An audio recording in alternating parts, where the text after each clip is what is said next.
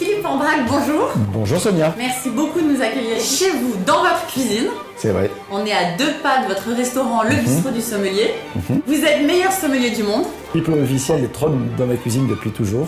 Vous êtes le président de l'Union de la sommellerie française. Absolument. Et vous avez aussi écrit de nombreux livres sur les accords mets-vins. Vous êtes un peu le spécialiste en France des accords mets-vins, et même dans le monde, je dirais. En tout cas, je suis passionné par cet aspect-là des choses, c'est-à-dire de partir d'un vin, d'imaginer quelque part les vibrations du vin, quasiment des fois leur musicalité, c'est comme ça que des fois j'exprime les choses, pour imaginer le plat qui peut aller le mieux de concert avec le vin. Et c'est ce qui finalement est la finalité du métier de sommelier. C'est pas juste de servir le bon vin au bon moment avec les gens, c'est aussi de faire se rencontrer. C'est cette fusion quasi existentielle d'un moment unique qui va faire qu'il y a la rencontre. Je vais vous faire écouter un morceau enregistré par des musiciens à Rêverie Sonore. Et j'ai hâte de voir ce que ça vous inspire en cuisine et en vin.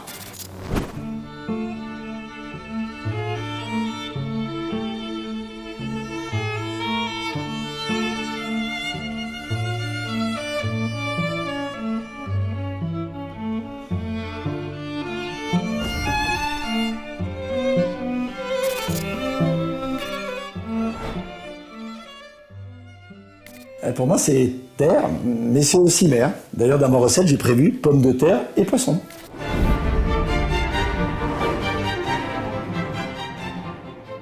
Alors, cette musique de Beethoven m'a inspiré une recette que j'ai imaginée, combinée. C'est un filet de dorade à la viennoise. Alors, on connaît tous cette célèbre recette de l'escalope de veau à la viennoise, mais là, je me suis dit que, voilà, effectivement, la mer serait la bienvenue. Et puis 2 autres ingrédients, puisque on est sur un trio, donc les 3 ingrédients de base, c'est mes dorades, c'est tout comme les grenaille.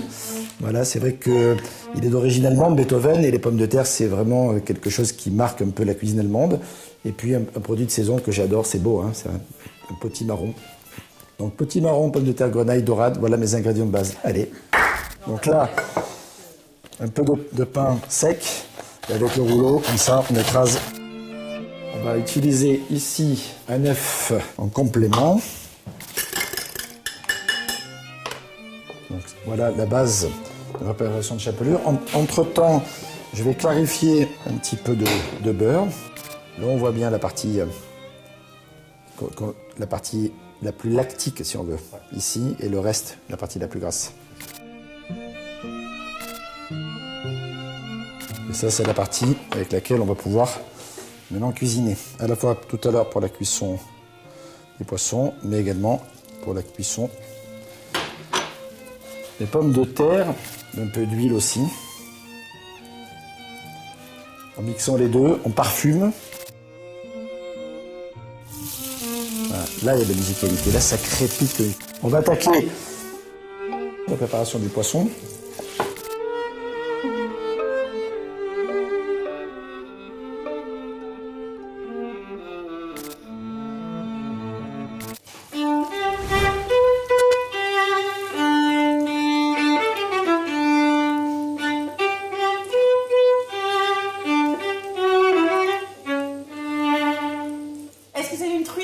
C'est pas une truite, ça aurait pu, hein, mais là j'ai choisi plutôt la dorade Belfetti quand on attend la truite. Hein. Donc il faut que ça soit chaud, mais que ce soit pas brûlant. On cuit d'abord sur la peau, c'est comme ça que j'aime bien moi. Le poisson c'est mieux légèrement moins cuit que trop cuit.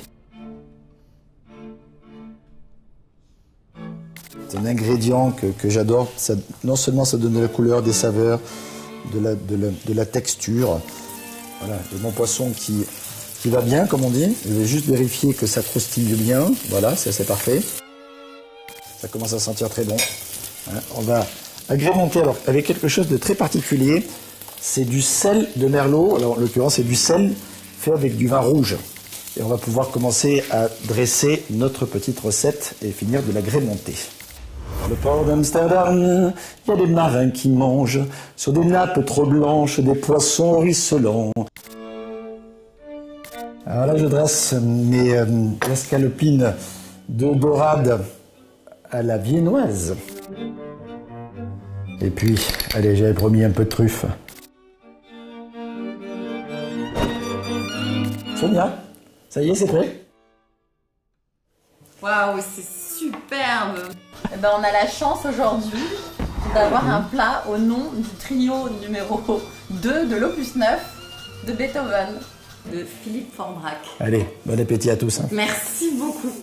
Et puis après, on va aller voir quel vin vous avez choisi d'y associer. Allez, allons à la cave. Allons à la cave.